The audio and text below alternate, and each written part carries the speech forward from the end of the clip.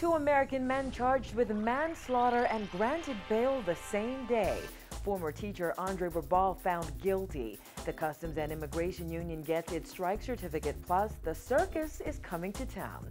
We've got those stories and a whole lot more tonight. I'm Fawny Toot, and NB12 starts now.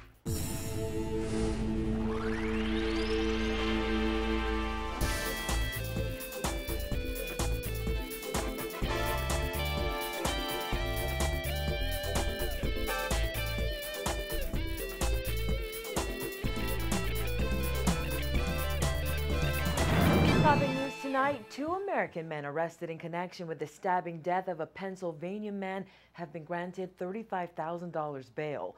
The defendants, ages 62 and 19, were charged with manslaughter following the incident that happened in Allentown, Bimini last week. However, the attorney representing the two men told the court today that the victim was less than in his straight mind when he died, revealing the incident was captured on closed-circuit television.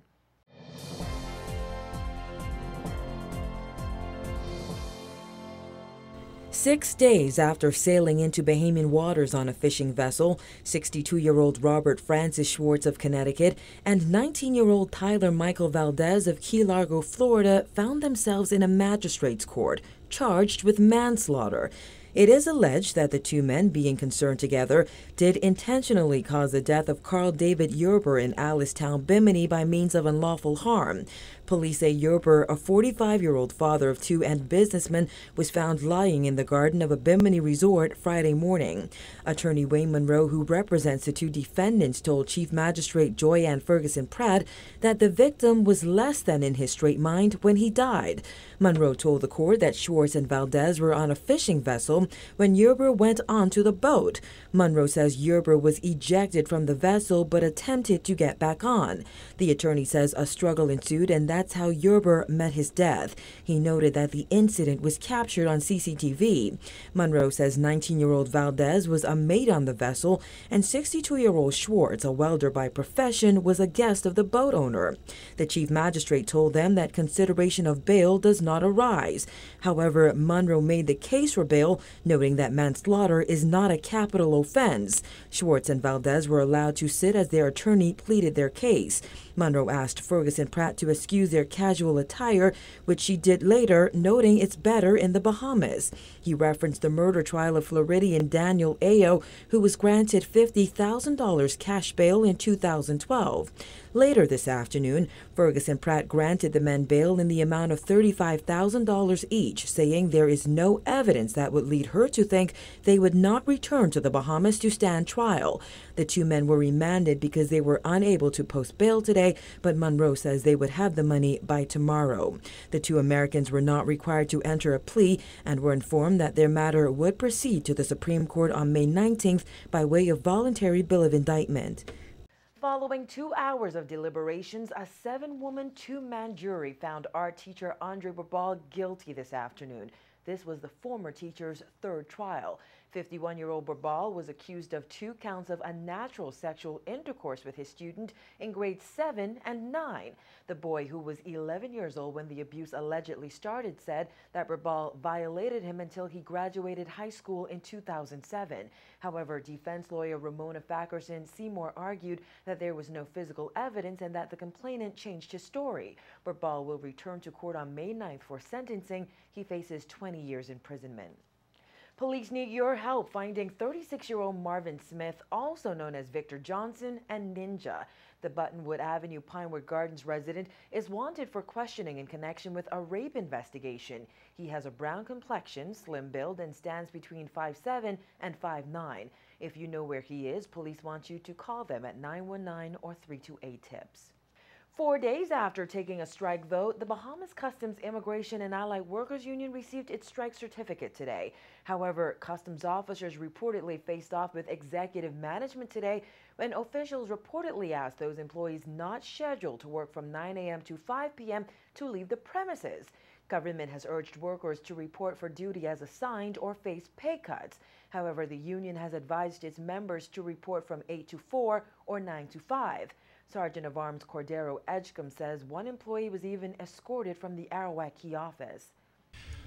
This morning we received a call from our dock area letting us know that management was down here manipulating the staff and threatening them to call police to have them removed from the premises, those that reported to work in the time allotted by the general orders that we are following.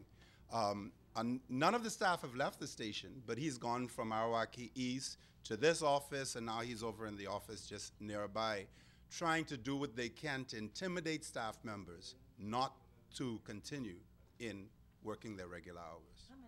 The union wants medical coverage for roughly 300 clerical workers and other benefits, including moving allowances for officers who are transferred to other jurisdictions. However, Labor Minister Shane Gibson called the union unreasonable, insisting government doesn't have the money right now. Workers say they're not fazed by threats of pay cuts, insisting they're standing their ground. We've tolerated this now for the last 4 years. We are hurting. Bills are not ceasing. Stuff are still going up, and we have to pay our bills and we have to survive just like them in the houses. So for us, I'm going to stand and I'm going to continue to fight. I'm not afraid and I'm not going to be intimidated. We're working from 8 to 4, 9 to 5, and if they're going to physically remove us from these premises, then they have to do it by law. And so at the end of the day, I stand with my workers. And they're not afraid at all of pay cuts? We're not afraid. We will stand because it's our God-given right to stand. Edgecombe also fired back at Gibson, who said a tiny fraction of the union's members participated in Friday's poll. Gibson said of nearly 1,100 members, just over 200 voted. However, Edgecombe says only 500 members were eligible to take part in that strike vote.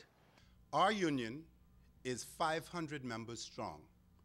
If a little over 200 persons, those of you that are mathematically inclined, would have showed up to the poll, the persons that were eligible, we're talking about in excess of 40% of our membership went in agreement for the poll.